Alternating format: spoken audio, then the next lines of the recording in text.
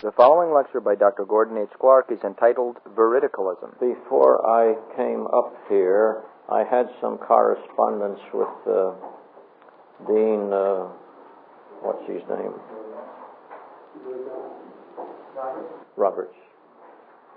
And he had previously written me concerning the contents of the course, and I answered somewhat at length.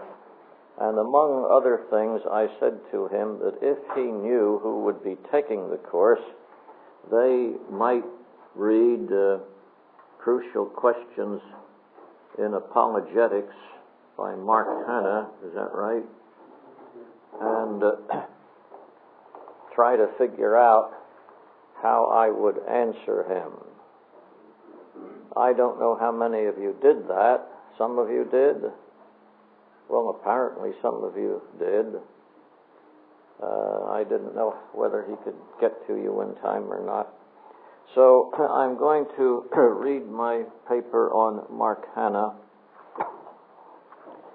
And I think there will be enough explanation in this lecture so that even if you have not read his book, you will understand the argument.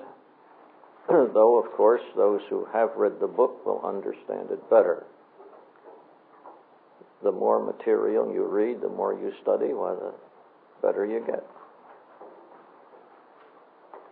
So, this is on the Crucial Questions in Apologetics.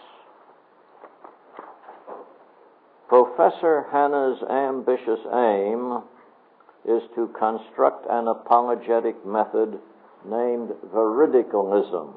That's a name he coined. A method named Veridicalism to avoid the stalemate between presuppositionism.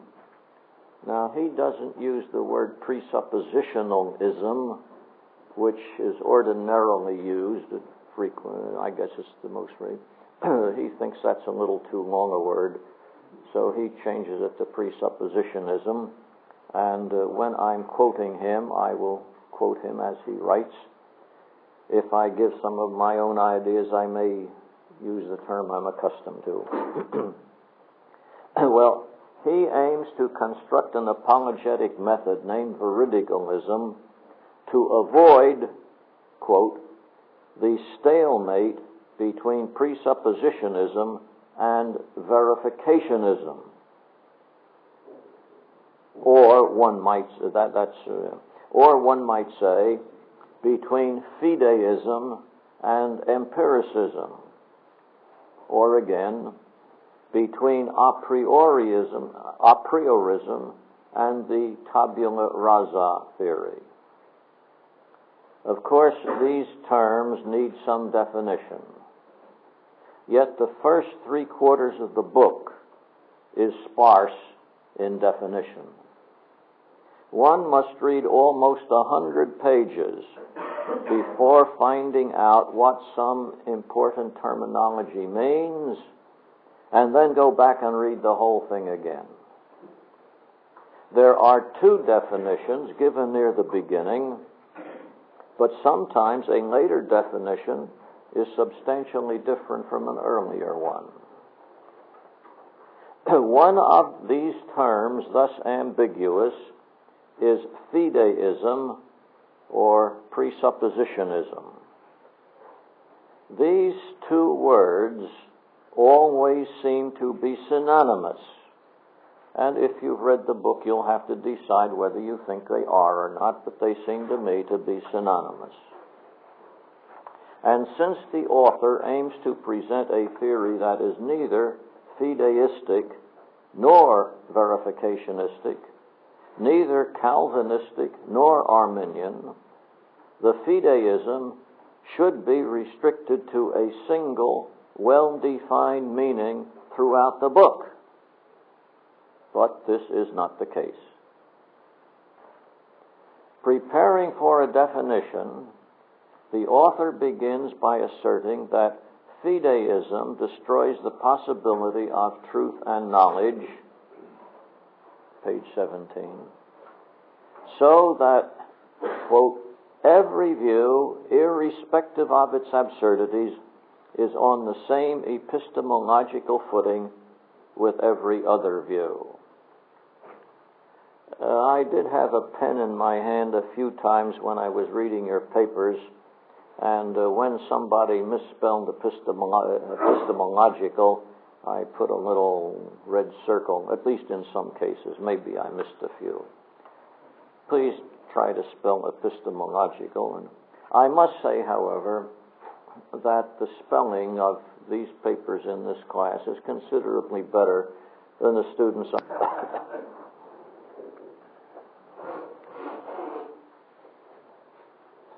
Well, he doesn't restrict the term fideism to one single meaning. Preparing for a definition, the author begins by asserting that fideism destroys the possibility of truth and knowledge, so that, quote, every view, irrespective of its absurdities, is on the same epistemological footing as other view. End of quote. On the same quote, can one be atheist and avoid such sequence, namely absurdity? End of quote. Properly speaking, this is a description. In actuality, it is a conclusion after valid arguments have been given to support it. Yet it reveals some important characteristics which the author thinks he sees in the nature of fideism. But if so, one must ask. Now remember how he described, not defined, but described fideism. It's something that destroys the possibility of truth and knowledge. If so, one must ask, are there any fideists loose in the neighborhood? Does anyone claim to hold a view that his description fits? In what books may we find his description accepted and defended?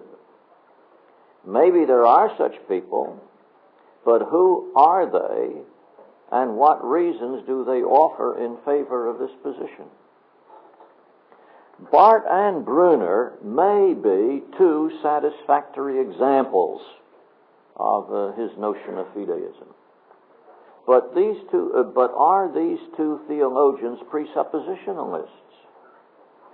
Or, to make the question clearer, are there two sorts of fideism? One which fits Hannah's description and claims that no theory is better than any other, and a second type of fideism that denies an equal epistemological basis to absurdities. Can there not be a presupposition that insists on the difference between truth and falsity? I could mention two names in support of this contention. Now, the author has several good pages defending fixed truth and the necessity of logic. Indeed, these are very good pages. But his refutation of fideism, as stated and as applicable to Barth and Brunner, has incautiously and without further argument been extended to include presuppositionalists who abhor absurdities as much as the author does. There is a second case of faulty definition. I want to give maybe three, I guess I could give another, three indications that he doesn't very well define his terms, and a reader has a good deal of difficulty knowing what he's talking about. There is a second case of faulty definition. The fault, however, differs from the preceding. In the previous case, a definition correctly applied to one position was transferred to a view which, at least prima facie, contradicts it. Here in this case, this second case, two definitions merge in such a way that neither serves any necessary function. The terms defined are certainty and certitude. And now I'm going to read 2 or 3 pages, which may seem tedious to you, about certainty and certitude. If you are very ambitious, you may be able to keep awake, but if you didn't go to bed till 1 p.m. last night and you got up at 4 this morning, here is your chance to take a nap. The words are certainty and certitude. Beg pardon? Well, it begins with page 58, but it goes for, 40 or 50 pages, I think. But you can start on page, I'll give another page later on. It's page 81. Maybe I have some other pages. 58 as of an objective state of affairs. Do you find those words on that page? Mm-hmm. Well, I must have quoted them correctly for a change. And try to keep that in mind. This may not be a definition, but at any rate, he gives it as one necessary element in the definition. And it is the intellectual apprehension of an objective state of affairs. One's first impression of this phrase, and now I might say this was my first impression. Of course, it doesn't follow that everybody else has the same first impression I do, but anyhow, it is a possible impression.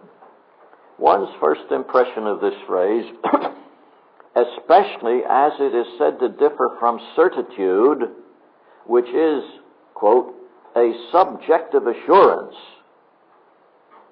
Now, he's going to define certitude, or at least characterize it as a subjective assurance. And one's first impression is that certainty attaches to propositions, an intellectual apprehension of a state of affairs. That's the word certainty attaches to propositions, and certitude attaches to minds only.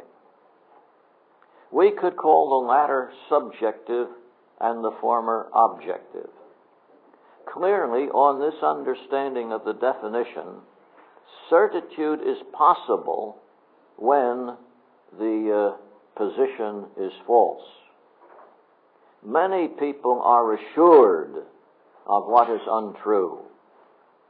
In fact, the author on page 81 acknowledges that on one level, there are experiences of misplaced certitude. But, quote, but any case of conviction whose referent state of affairs is as someone holds it is to be an example of certainty. I'll read that sentence again. I got one word wrong. But any case of conviction whose referent state of affairs is as one holds it to be, is an example of certainty.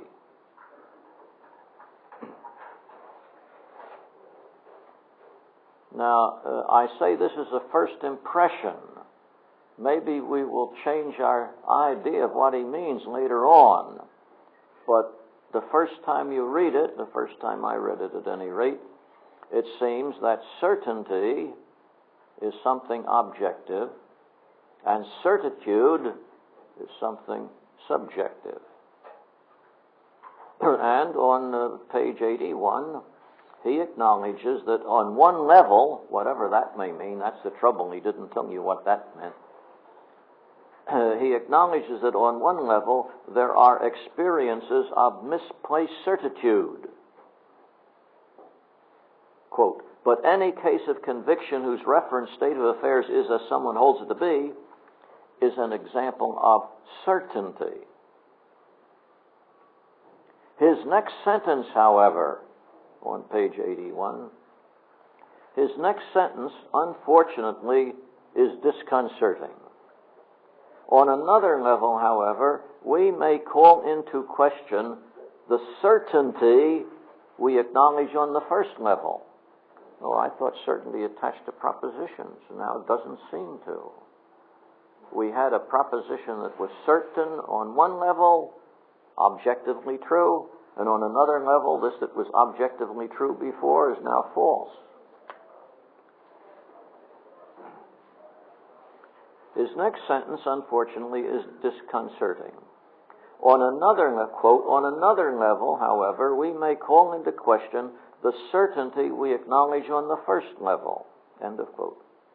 Now, aside from the fact that these levels remain unspecified, and we haven't the least idea what he means, but in addition to that, aside from that, one must ask, should not the sentence that I just quoted have said certitude rather than certainty? If certainty is a quality of a true proposition, we cannot deny or even doubt that a true proposition is certain. That's just tautologous. We may doubt that a proposition we have in mind is true, but this is misplaced certitude, not misplaced certainty. Furthermore, if certainty is objective and attaches to propositions, then certainty does not require certitude. There are many propositions which are certain, of which a man, either ignorant or confused by them, can have no certitude. Suppose I should tell you that there are as many prime numbers as there are numbers. Well, you may have a hard time determining whether that is certain or not. And as you were trying to figure it out, you wouldn't have any certitude. And you might work a long while before you figured out what was meant. If certainty is objective and attaches to propositions, then certainty does not require certitude. There are many propositions which are certain, of which a man, either ignorant or confused by them, can have no certitude. But if this be the author's meaning, then certainty, attaching to propositions, means no more than the propositions are true. And if this be so, the term certainty is superfluous and confusing. Certitude would be the only meaningful term. However, our first interpretation of the defining clause may have been mistaken. Maybe certainty is not altogether objective. Maybe it attaches to mind as certitude does. The defining clause says that certainty resides in the intellectual apprehension. Such a certainty would be as subjective as certitude. But the author straddles the issue. He wants certainty to be a quality of both the mind and the proposition. On page 85, you can turn over to that if you can find it. On page 85, he states that, quote, certainty requires both subjective assurance and the truth or reality of that which is apprehended.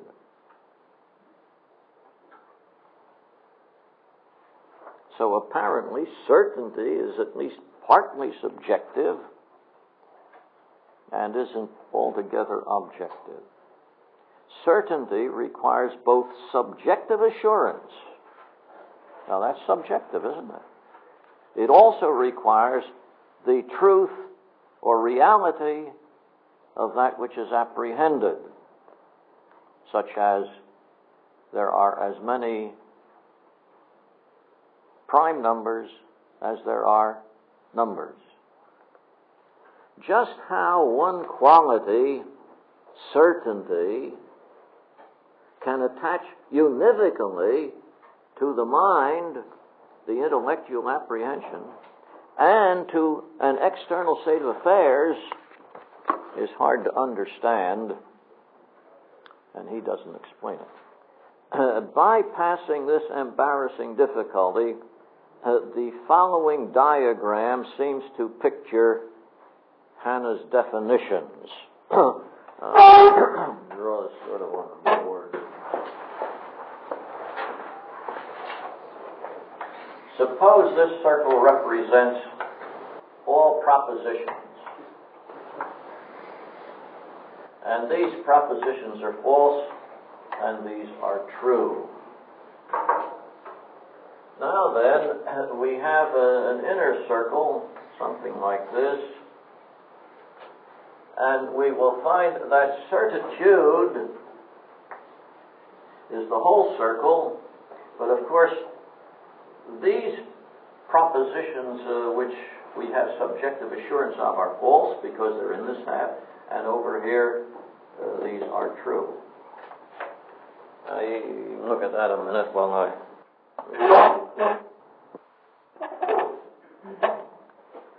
The inclusive circle, the big circle on the board, has as its objects all propositions. Half of them true and half false. The middle circle takes in all propositions that one has in mind. See, this middle circle, the rest you don't know, whether true or false. You don't know all the propositions there. The middle circle takes in all the propositions that you are thinking of. And also, let's say that you believe. Now, the right-hand half of it, well, no, you're assured of all of them. This is the circle of certitude. But the proposition on the right-hand side here, I drew it differently here, and this is the left.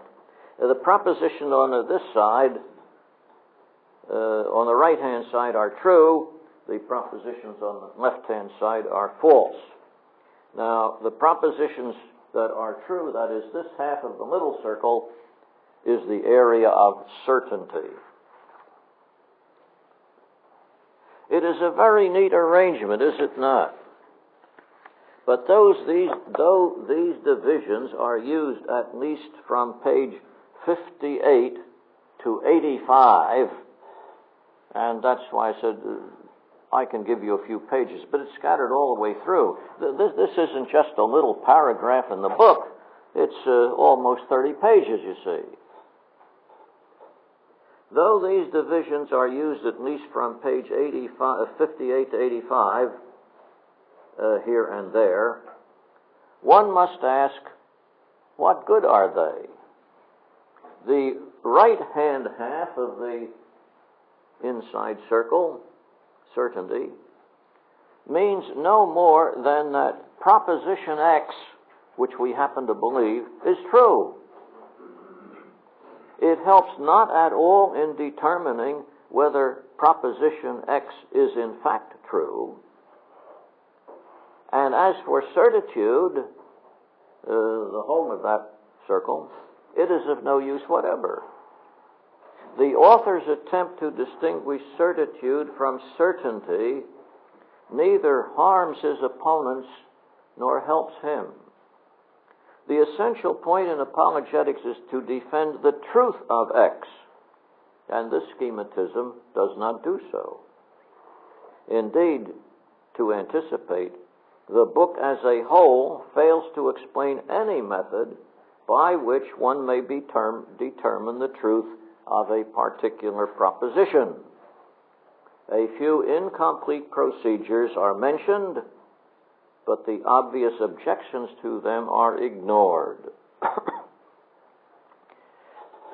What I have said briefly, and I can briefly resume this page and a half that I've read by saying that using the term certitude and certainty do not advance the argument at all.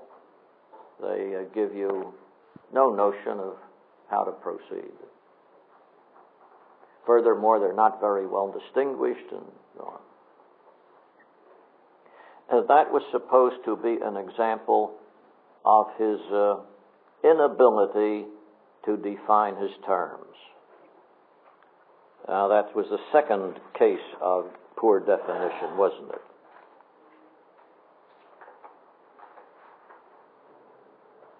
Now, there is a third definitional flaw. Not so much a definition that is faulty as the absence of a definition that is needed. Embedded in the previous useless material is a phrase that calls to mind Wittgenstein's words in the Tractatus. His words are, "that which is the case." In fact, I think that phrase occurs in the very first sentence of the Tractatus. But I haven't read the Tractatus for, 15 or 20 years. But I think that's right in the very first sentence of the Tractatus. Wittgenstein's phrase is "that which is the case." Hanna's phrase is "a state of affairs." Already quoted is, and this is repeating the quotation, "certainty is the intellectual apprehension of an objective state of affairs." End of quote. Obviously, then, we cannot know what certainty is until after we know the phrase, until after we know what the phrase state of affairs means. I am certain, that is, I am certitudinous, that the author would agree that states of affairs are fundamental to apologetics. On pages 25 and 26, he characterizes a particular attack on Christianity as formidable on the ground that it is made on the basis of epistemological objectivism, the view that there are extra-subjective states of affairs. And continuing the quote, "Other criticisms of the Christian faith which repudiate epistemological objectivism cannot be taken seriously." End of quote. Then on page 32, he says, "The very nature of Christian faith is predicated on epistemological objectivism, the view that there are extra-subjective states of affairs." End of quote.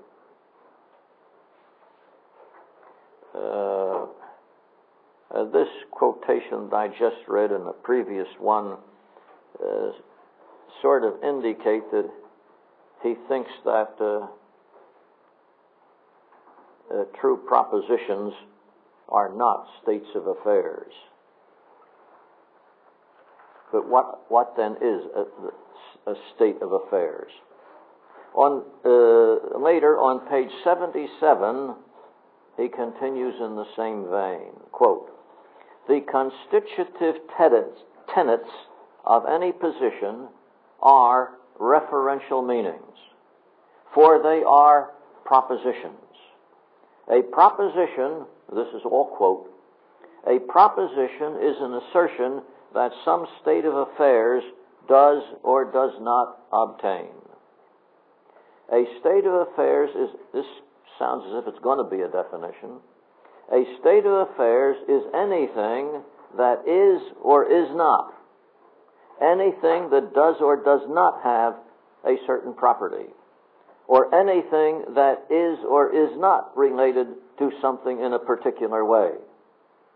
Oh dear, that does take in a lot of ground, doesn't it?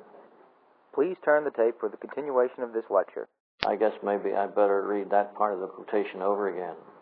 "A state of affairs is anything that is or is not, anything that does or does not have a certain property, or anything that is or is not related to something in a particular way.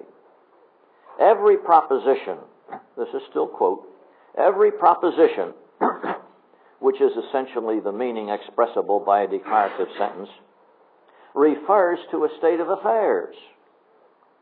That is why constitutive tenets are referential meanings. The truth value, truth or falsity, of a proposition is determined by the state of affairs to which it refers. Well, so that's just for you to re-clarify your position on it. You said that it sounded to you like you didn't mean the state of affairs to refer to logical... Did you notice that this last quotation is self-contradictory? I'll read it again and then go on, and I think I will cover what you ask in the next paragraph. Well, I'll read it a little faster this time. I don't know whether to read slow and give you time to think. Maybe I read slow and that annoys you and you don't think. If I read fast, well then, by the time I get to the second line, you've forgotten the first. All right, I'll read this quotation again. And if you understand what I'm driving at, you won't have too much trouble getting the general drift, even if you miss a point or two. I am trying to show that he fails to define the essential terms of his own position, and hence he leaves his readers without any idea of what he means. So here is what he says on 77. The constitutive tenets of any position are referential meanings, for they are propositions. A proposition is an assertion that some state of affairs does or does not obtain. A state of affairs is anything that is or is not, anything that does or does not have a certain property, or anything that is or is not related to something in a particular way. Every proposition refers to a state of affairs. That is why constitutive tenets are referential meanings. The truth value of a proposition is determined by the state of affairs to which it refers. End of quote. This I find not merely unsatisfactory, but even self-contradictory.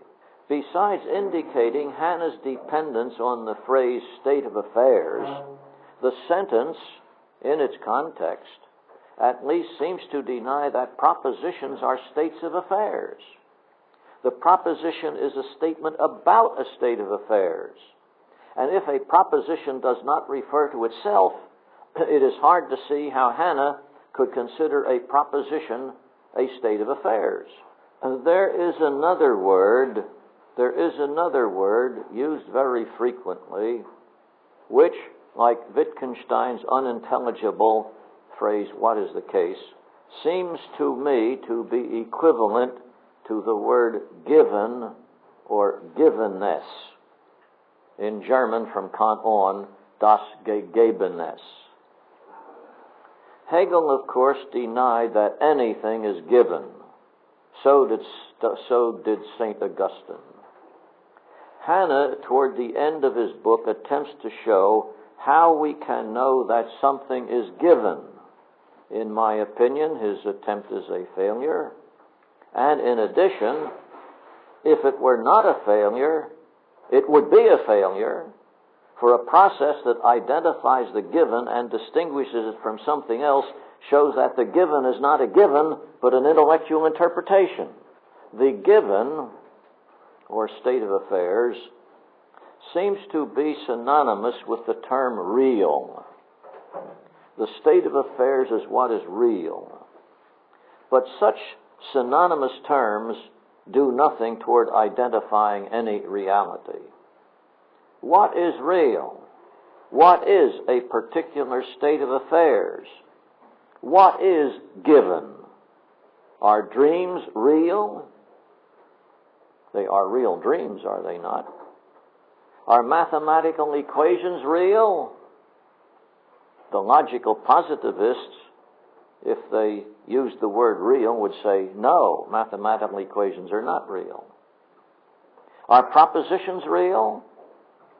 By giving propositions reference, R-E-F-E-R-E-N-T-S, not C-E-T-S, by giving propositions reference, and with other wordings, the author seems to exclude propositions from the real, objective world. In that case, we can never know the state of affairs, but only a replica, symbol, or picture of it. No extra-subjective reality could be in one's mind, could it? A picture of A reality is not that reality, is it? If the picture is in our mind, the thing itself is outside and unknown. Unknown because whatever is known must be in one's mind. One further question. Is the sensation of red or the taste of chocolate real? Realism, whether Plato's intellectual realism or the physical realism of the 1930s, insists that man can know reality and not just a mental reproduction of it. Hannah's position, even though he may not recognize or acknowledge it, is that a state of affairs is unknowable. Lest anyone think that the foregoing criticism attacks a straw man and does not present Hannah's views fairly, there is a sort of negative evidence to the contrary. On page 109 we read, quote, "Thoroughgoing presuppositionists categorically deny the possibility of apprehending any state of affairs in a purely objective way. That is, the doctrine of immaculate perception is a delusion." He is trying to explain the positions he's opposing, you see. He is against presuppositionism. And presuppositionism says we can't apprehend states of affairs in a purely objective way. And he calls this the doctrine of immaculate perception, and says that's a delusion. Let me say it again. The presuppositionalists are asserting that the doctrine of immaculate perception is a delusion. I continue with a quote. "For every act of apprehension is an act of interpretation." Now, that is his description of presuppositionism. That's the end of the quotation. If the term objective is taken in Hannah's empiricist sense, this is a very accurate statement about one essential part of presuppositionalism. Clearly, he accepts for himself the Roman Catholic superstition of immaculate sensory perceptions. Neither of us is attacking the straw man. That is, he knows what presuppositionalism is, and he attacks their point of view, and since I quote him verbatim, why, I'm not inventing a straw man. If you can show that my interpretation of him is incorrect, then my arguments don't apply, but at least I quote him. But while his descriptive statements with regard to presuppositionalism are usually quite accurate, though he made that previous blunder about fideism near the beginning of the book, though his descriptive statements regarding presuppositionalism are usually quite accurate, his arguments seem peculiar at times. For example, to select another case where the harm is minimal. I'm using this not as an important point, but just as an example of how he confuses things. Hannah asserts on his own that, quote, "No position can escape such givenness, not even the most radical skepticism." End of quote, page 102. You want to turn to 102. Let me read this. I am giving this as an example, and I admit it is an example of only minimal importance, but it shows a tendency. It's an example of a tendency.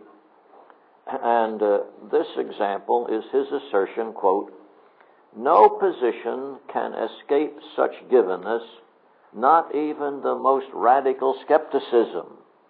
End of quote, page 102. This mention of skepticism heads in the wrong direction.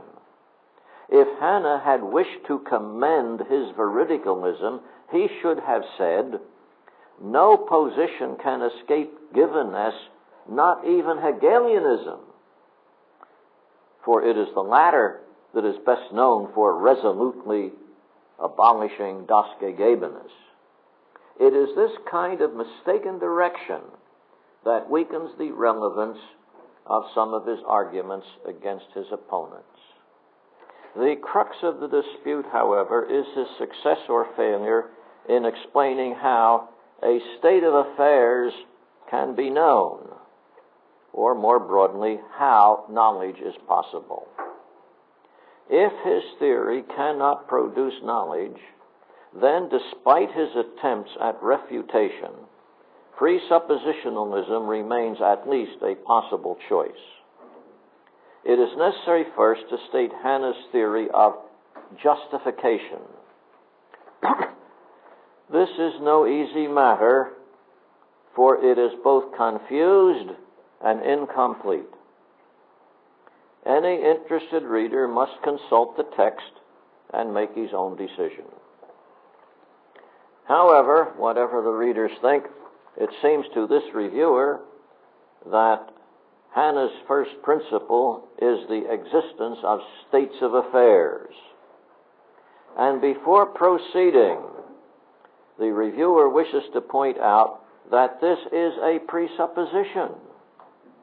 For Hanna neither shows how this principle can be deduced from something more ultimate, nor how a state of affairs can be identified. Unfortunately,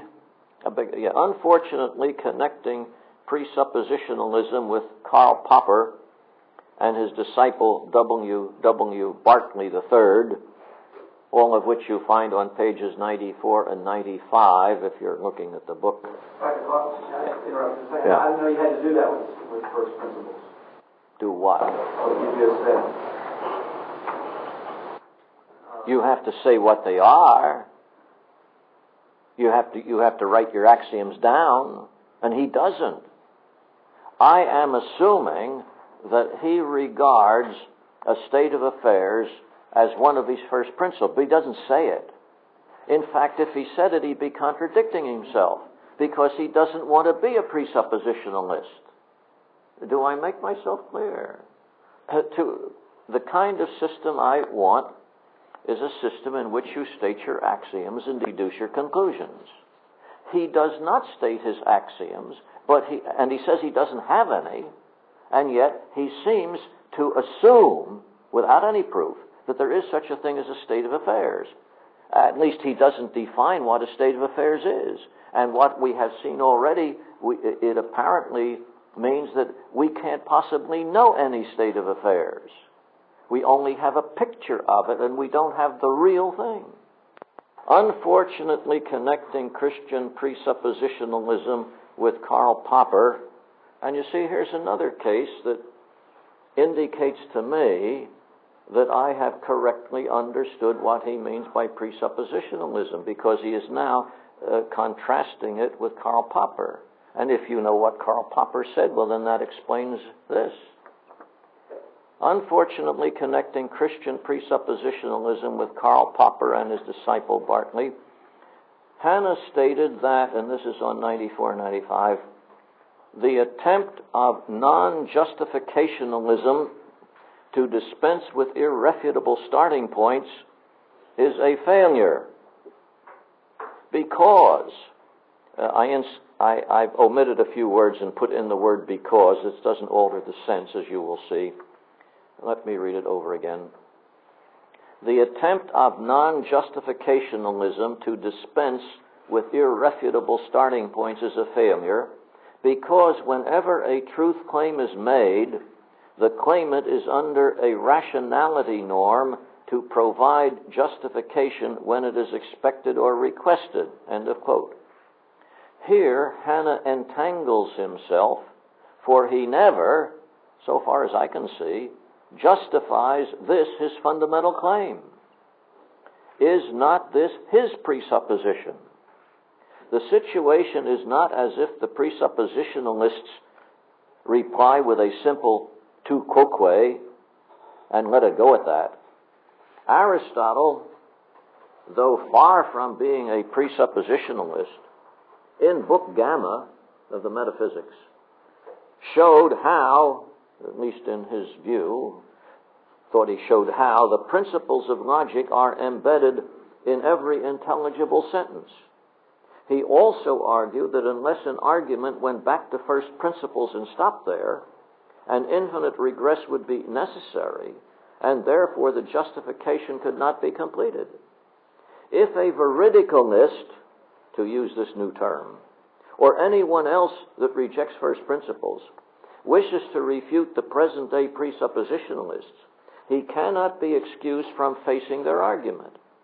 Hannah does not face it, though, to use his own words, we expect and request it. Points 2 and 3 on pages 95 and 96 insist on givenness. Presumably the author means sensory givens, for otherwise a first principle, a proposition, might be a given. And this is what he seemed to deny earlier. He said they weren't givens. He further criticizes his opponents on the ground that they, quote, operate with a principle of adequacy that is logically prior to the apprehension and utilization of biblical statements. Therefore, the formal principles function as a neutral criterion. This is on page 98. This, however, is a serious misunderstanding of the theory Hannah is attacking.